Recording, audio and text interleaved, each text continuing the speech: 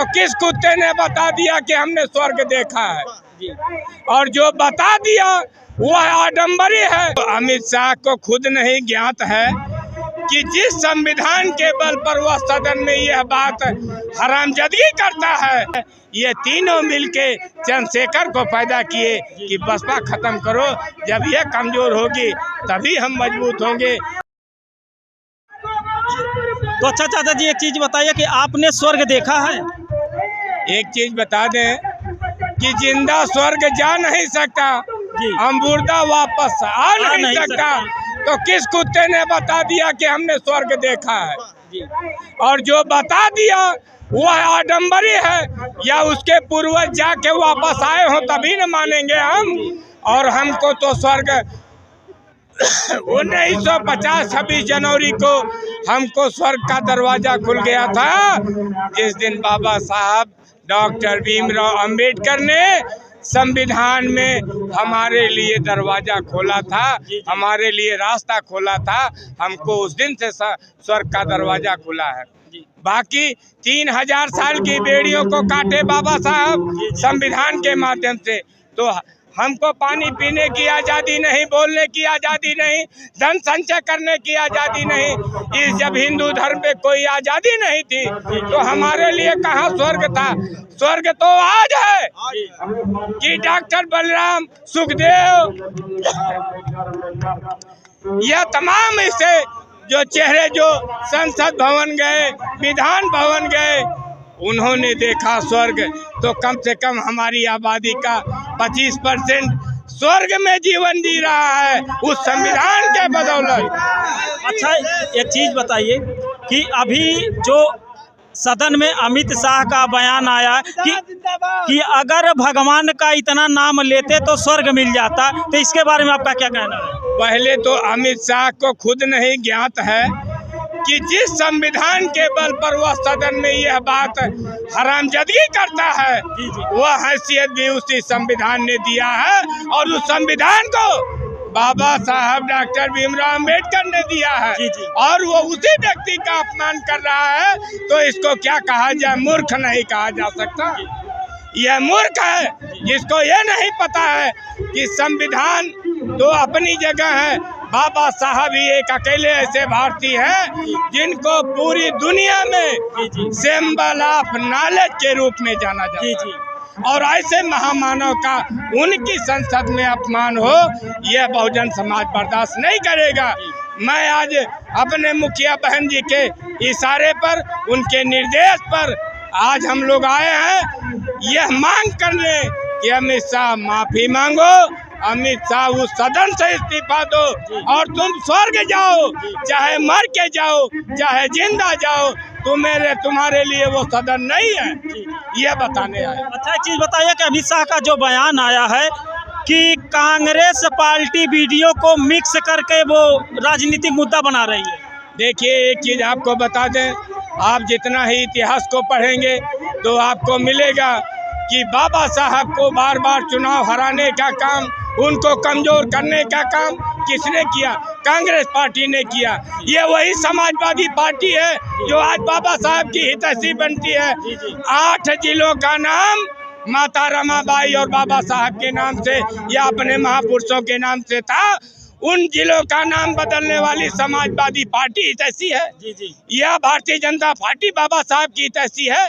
बाबा साहब को तो ये समाज दफन कर चुका था, लेकिन धन्य है मानवर कांतीराम साहब और धन्य है बहन कुमारी मायावती, जिन्होंने अपना पूरा जीवन लगा दिया और बाबा साहब को आज इस हालत में पैदा कर दिया है कि एक इशारे पर हम लोग अपनी गर्दन कटाने के लिए बाबा साहब के लिए आज आए हुए हैं। हमको इस बात की परवाह नहीं है कानून क्या करेगा, क्या फैसला लेगा, लेकिन हमने फैसला ले लिया है कि हम अपने भगवान का अपमान किसी तरह बर्दाश्त नहीं करेंगे, किसी सूरत में बर्दाश्त नहीं करेंगे। अच्छा, चीज़ें बताइए कि जितने मनुवादी किस्म के लोग, अगर सरकार की बात, कोई भी सरकार, चाहे सपा हो, चाहे कांग्रेस हो, चाहे बीजेपी हो, अभी चुनाव का मुद्दा आ जाता है तो लोग अंबेडकर करने लगते हैं, तो इसका क्या कारण है? तो एक बात सही है कि हमारा समाज भोला है, कम पढ़ा लिखा है, शिक्षा से बहुत दूर, सदियों बहुत दूर रहा है। ऐसे समाज को आकर बेवकूफ़ बनाने का काम करते हैं, बाबा साहब को माला फूल चढ़ाते हैं, जय भीम का नारा लगाकर हमको गुमराह करते हैं। लेकिन मैं अपने बहुजन समाज के साथियों से कहना चाहूँगा कि साथियों, याद करो आज के 40 साल पहले अपना इतिहास अध्ययन करो। जब मान्यवर कांशीराम साहब नहीं आए थे, बहुजन समाज पार्टी नहीं बनी थी, तो आपकी कहाँ पूछ और पहचान थी। यहाँ तक कि हमारे राजभर समाज जिनको विधानसभा अध्यक्ष तक बहुजन समाज पार्टी ने बनाया, जिनको यह उत्तर प्रदेश जानता भी नहीं रहा होगा कि राजभर भी कोई बिरादरी हुआ करती थी। लेकिन धन्य है मान्यवर कांशीराम साहब कि सभी समाज को उन्होंने आगे लाया, उनको समझा बुझा कर एक महासंगठन खड़ा किया। आज उसी की नवैयत, उसी मेहनत का नतीजा है, उसी बहन जी के जीवन के त्याग का नतीजा है कि आज हमारे महापुरुषों के लिए सम्मान में जो बहन जी ने इस उत्तर प्रदेश में किया है वह अद्वितीय है। शायद आज़ादी के बाद से अगर कोई मुख्यमंत्री आपके महापुरुषों को या बाबा साहब को सम्मान देने का काम किया है तो वह वही एकमात्र नेता हैं जिनको हम बहन जी के नाम से जानते हैं। और मैं उस बहन जी के लिए खून के आखिरी कतरे तक लड़ूंगा, आखिरी सांस तक लड़ूंगा। जब तक मेरी सांस चलेगी हम बहन जी के इशारे पर जब जरूरत होगी, जहां जरूरत होगी, झंडा लेकर खड़े रहेंगे। नहीं कोई मौका मिलेगा तो नारा ही लगाएंगे, लेकिन हम बहन जी का समर्थन करते रहेंगे। जय भीम, जय भीम, जय भीम। अच्छा, लास्ट एक क्वेश्चन बस। बाबा साहब के सम्मान अच्छा चाचा जी, एक चीज़ ये बताइए कि कहीं कहीं समाज में ये चर्चा होती है कि काश अगर बहन कुमारी मायावती जी और चंद्रशेखर आज़ाद की अगर एक पार्टी होती तो क्या जलवा होता। देखिए, आपको एक उदाहरण दे रहे हैं। जी। मेरी मेरी बात अगर गलत होगी तो मत चलाइएगा और इसको पहले जानकारी ले लीजिएगा कि मेरी बात सही है गलत है। मान्यवर कांशीराम से ज़्यादा विद्वान ना बहन जी हैं और ना ही चंद्रशेखर तो बहन जी की इजात है। जी। उनकी साइंटिस्ट बहन जी हैं। जी। 4 बार बहुजन समाज पार्टी की हुकूमत आने के बाद यह बहुजन बोलने लगा, इसको सुविधा मिलने लगी, इसको सम्मान मिलने लगा, तो ये अब थोड़ा पगला सा गया है।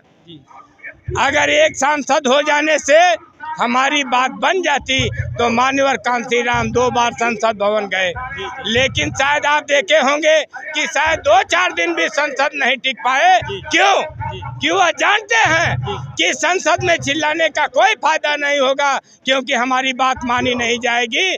इसलिए हम अपने समाज को तैयार करेंगे और वह निरंतर यह काम करते रहे। और ठीक उन्हीं के पैटर्न पर मान्यवर कांशीराम साहब के जाने के बाद बहन जी भी बाबा साहब के कारवां को आगे बढ़ाने के लिए जिन्होंने अपना पूरा जीवन लगा दिया, शादी नहीं की, चूड़ी नहीं पहना, सिंदूर नहीं पहना। मैं उस बहन कुमारी मायावती को जितना हमारे पास शब्द नहीं है, बस इतना मैं कहना चाहता हूँ कि वह बहन जी जब जब आवाज देंगी उनके लिए खून बहाने के लिए हम तैयार हैं, अपनी गर्दन देने के लिए तैयार हैं। इस बात पर आपको भरोसा रखना चाहिए कि अभी भारत में किसी दलित सांसद ने आपके या बहुजन समाज के हितों के लिए इस्तीफा दिया है तो वह बहन कुमारी मायावती है। उनको पद की लालच नहीं है, उन्होंने तो आपके हित के लिए सदन से इस्तीफा दिया। ऐसे मैं नेतृत्व को सलाम करता हूं, ऐसे नेतृत्व को प्रणाम करता हूं कि कम से कम, और ये तो कुर्सी से चिपका हुआ व्यक्ति है, इसको एक सांसद की कुर्सी क्या दे दिए। नगीना जो दलित बाहुल्य क्षेत्र है लोगों ने समझा, लेकिन आपको सच्चाई बता दें कि कांशीराम साहब को भी आपने देखा, जिनका संगठन राष्ट्रीय पैमाने पर था, और उस व्यक्ति को हेलीकॉप्टर से उड़ने का मौका शायद 20 साल बाद मिला, लेकिन अचानक चंद्रशेखर को इतनी सुविधाएं कहां से मुहैया हो रही हैं।